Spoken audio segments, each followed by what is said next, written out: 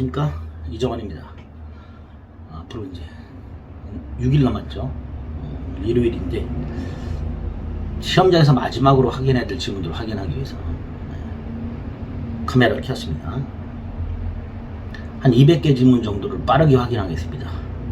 무좀 올리기가 목표입니다. 요거 가지고 자료는 따로 올려드릴 테니까 확인해 보시고요. 빠르게. 그리고 참 제가 얼굴만 씻고 나왔어요. 면도도 못하고 좀 추레합니다. 양해해 주세요. 자, 가겠습니다. 1번 저당권 실행 경매에 의한 권리 취득은 승계 취득입니다. 원시 취득이 아니죠. 최고 의사의 통지죠. 채권 양도 통지, 관념의 통지죠. 준법률행위죠. 법률행위가 아니죠. 재단법인 설립 행위, 골동품 같은 동산 소유권 포기, 상대방 없는 단독행위죠. 대리권 수역, 동산 소유권 포기, 법률행위인데 법률행위를 위해서 비출연행위죠. 2번 강제피행을 연한 목적의 허위 근저당권 설정 등기를 격려하는 행위, 법률행위 성립 과정에 강박이라는 불법적 방법이 사용된 경우, 양도소득세를 면탈하기 위해서 명의신탁하는 경우, 계약 당사자의 자유의사에 의해서 누구의 간섭도 없이 불강력적인 손해를 일방만 부담한다는 특약을 한 경우 등은 반사회 질서행위가 아니죠. 반면에 형사사건 선고보고서의 약정은 반사회 질서행위죠. 3번 부동산 이중매매가 예외적으로 무효가 되었을 때 제2 매수로부터 다시 전득한 제3자는 선이라 하더라도 소유권을 취득하지 못하죠. 즉 이중매매가 유효하다고 주장할 수가 없습니다.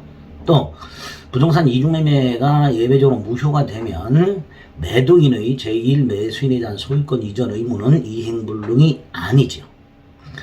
부동산 이중매매가 유효할 때는 매도인의 제1 매수인에 대한 소유권 이전 의무는 이행불능입니다. 그러나 이중매매가 무효일 때는 매도인의 소유권 이전 의무는 이행불능이 아니죠. 4번 불공정한 행위에서 공박은 정신적 심적 원인을 포함하죠. 대리인에 의한 불공정한 행위에서 공박은 본인 기준, 경설 목욕은 대리인 기준이죠. 자, 법률행 해석과 관련해서 동일한 사항에 관해서 내용을 달리하는 문서, 즉 계약서가 중복 작성되었을 때 최종 마지막에 작성된 문서가 계약서다. 거기에 작성자들의 최종적 의사가 담겨있다. 마지막 작성된 문서 기억하시고. 5번 표의자가 진정으로 마음속에서 바라지는 않았으면서 당시 상태 최선이라고 판단했다면 비진입 표시가 아니죠. 그래서 대출을 받을 수 없는 자를 위해서 대출금 채무자로서 명의를 빌려준 경우 비진입 표시가 아니지요. 그래서 내심의 의사가 결여된 것이라고 볼 수는 없습니다. 6번 허위 표시에서 이 허위 표시가 보호되는 제3자가 있고 보호 안 되는 사람이 있죠. 가장 소비대차로부터 발생한 가짜 채권을 가압류한 사람은 보호되는 제3자가 됩니다. 반면에 가장 소비대차의 대주, 돈 빌려준 사람이죠. 이 대주의 계약상 지위를 이전받은 자는 보호되는 제3자가 아니다. 7번 동기의 착오는 원칙적으로 착오가 아니지만 유발된 경우에는 착오가 되고요. 이 경우에는 표시되지 않아도 착오를 이유로 취소할 수 있죠. 자, 중대한 과실로 인한 착오는 취소 못하지만 상대방의 착오를 이용한 경우에는 착오를 이유로 취소할 수 있습니다.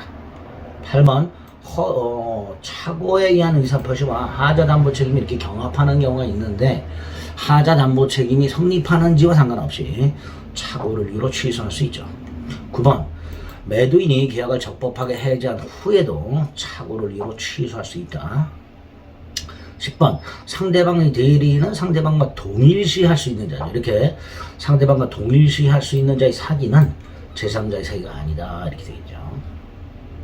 11번 매도인의 기망에 의해서 남의 물건을 매도인 것으로 착각하고 매수한 사람은 만에 하나 그게 다른 사람 물건이라면 매수하지 않았을 것이라는 특별한 사정이 있을 때는 사기를 이유로 취소할 수 있게 됩니다.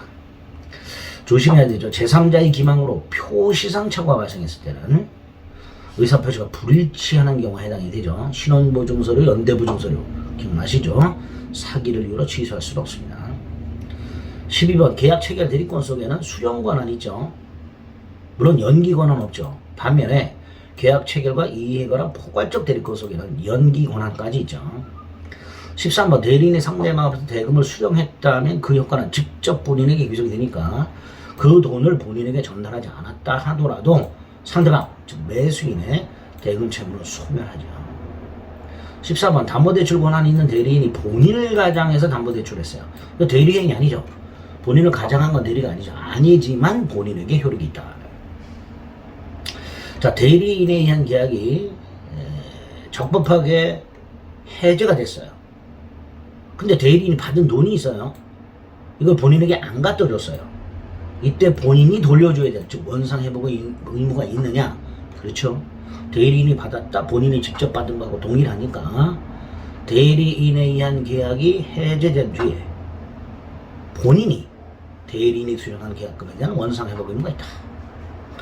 15번 특정한 행위를 위임한 경우 대리인이 본인의 지시에 쫓아 행위했을 때 본인은 대리인의 부지를 주장할 수 없다.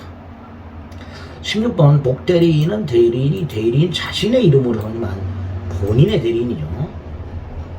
임의대리인, 즉 대리권이 법률행위에서 부여된 경우 본인의 승낙이나 부득이한 사유가 있을 때 한해서 복대리인은 선임할 수 있습니다. 자, 본인이 무권대리인을 추인해요. 17번 소급해서 효력이 생기죠. 18번 상대방은 선악불문하고 최고할 수 있죠. 그죠? 선악불문하고 상대방은 최고할 수 있습니다. 반면에 철회는 선의만 할 수 있죠. 그래서 무권대리인과 계약을 체결한 상대방은 본인에게 최고할 수 있죠. 만약에 선이라면 철회도 할 수 있죠. 그래서 구별 꼭 해야 됩니다. 상대방의 최고, 선악불문하고 할 수 있다. 그 다음에 선이라면 철회도 할 수 있다. 선악불문 최고할 수 있다. 선의는 철회할 수 있다. 그러니까 악의는 철회 못하는 거죠. 또 본인이 무권대리인에게 추인했어요. 근데 상대방이 그 추인 사실을 몰라. 그러면 상대방은 철회할 수 있다. 자, 19번 무권대리인의 책임은 법정 무과실 책임이죠. 법정 무과실 책임 따라서 무권대리 행위가 제3자의 기망이나 문서 위조 등 제3자의 위법 행위로 야기가 됐다. 무권대리인에겐 아무런 잘못이 없다. 그래도 책임을 면할 수는 없습니다. 20번 표현대리 무권대리 일종이죠. 그러니까 상대방의 유권대리에 관한 주장 속에는 무권대리 일종인 표현대리에 관한 주장은 포함되어 있지 않죠. 또 본인은 전적인 책임을 져야 되고요. 상대방 과실이 있다 하더라도 본인 책임을 경감할 수는 없죠. 21번 대리인이 대리권 소멸 후에 복대리인을 선임합니다. 그 복대리인의 행위에 대해서도 대리권 소멸 후에 표현대리가 성립할 수 있죠. 22번 토지거래 허가를 받지 않은 유동적 무효 상태에서 계약금에 대한 부당이득 반환 청구를 못하죠. 반면에 계약금 해지는 할 수 있죠. 특히 계약금을 받은 상태에서 허가를 받았다 하더라도 이건 이행 착수가 아니죠. 그러니까 여전히 계약금 해지할 수 있죠. 불공정한 행위는 추인은 안 되지만 전환은 가능하죠. 24번 취소권은 추인할 수 있는 날부터 3년, 법률에 한 날부터 10년 내 행사해야 되죠. 이 기간은 제척기간이죠. 자, 추인할 수 있는 법률행위, 취소할 수 있는 법률행위를 추인하려면 취소 원인이 소멸한 후에 해야 되죠. 그런데 예외가 있죠. 법정 대리인은 취소 원인이 소멸하기 전에도 추인할 수 있죠. 일단 법정 추인과 관련해서 취소할 수 있는 행위로 취득한 권리를 취소권자가 아닌 그 상대방이 양도하는 경우, 또 취소권자가 취소할 수 있는 행위로 취득한 권리가 아니라 취소할 수 있는 행위를 취소하여 취득하게 될 권리, 이걸 양도하는 경우, 이런 건 법정 추인이 아니지요. 25번 조건이 법률의 당시에 이미 성취한 거 기성조건이라 하죠. 우리 외우고 있죠. 기정조 기해부. 그래서 기성조건이 성조건이면 조건 없는 행위고 기성조건의 해제조건이면 무효죠. 반면에 조건이 법률의 당시에 이미 성취할 수 없는 것, 즉 불능조건, 불능조건이 해제조건이면 조건 없는 행위, 불능조건이 정조건이면 무효죠. 불정무 불해조 이렇게 되죠. 불법조건이 붙어있는 행위는 그 행위 자체가 무효죠. 조건만 분리해서 무효로 할 수는 없죠. 26번 조건 성취로 불이익을 받을 당사자가 시리 측에 반해서 조건 성취를 방해하면 상대방 성취를 주장할 수 있는데 언제 성취한 걸로 보죠? 조건 성취가 정권 성취를 방해하는 행위가 없었더라면 조건이 성취되었으리라 추산되는 시점이죠. 자, 입증책임. 범죄행위가 정조건부행위에 해당한다는 사실, 무라 그랬죠. 무효 주장자가 증명해야 되죠. 효과 발생을 다투려는 자가 주장하죠. 반면에 행위에 조건이 붙어있다는 사실, 이렇게 하면 조건의 존재를 주장하는 자가 증명하죠. 붙어 존재. 정조건부행위에서 조건이 성취되었다는 사실, 성취됐다는 사실, 이건 누가 증명해요? 성취됐시오 그랬죠. 즉 유효 주장자. 다시 말해서 법률의 효력이 확정되었음을 주장하는 자가 증명하죠. 이미 부담하고 있는 채무에 대해서 일정한 사실이 부관으로 묻혀진 경우 특별한 사정이 없는 한 변제 기한을 유예한 거죠. 이거와 관련해서 조심해야 될 지문이 있죠. 어떤 행위가 부관이 붙어 있어요. 그 부관이 불확실해. 자, 이때 그 부관이 발생하면 채무를 이행하지 않아도 좋다. 그러면 조건이죠. 반면에 부관이 발생한 때는 물론이고 그 사실이 발생한 때는 물론이고 발생하지 않는 걸로 확정된 때도 이행을 해야 한다. 그럼 기한으로 본다 그랬죠. 별표시 꼭 확인하셔야 됩니다. 정리하겠습니다. 부관이 붙은 행위에 있어서 부관에 표시된 사실이 발생하지 아니하면 이행하지 아니하여도 된다. 아니하니 조건 그랬죠. 조건으로 봐야 돼요. 반면에 표시된 사실이 발생한 때는 물론이고 발생하지 않는 걸로 확정된 때도 이행을 해야 한다. 그러면 불확정 기한을 정한 거다. 28번 기한이익 상실 처리한 건 두 종류가 있죠.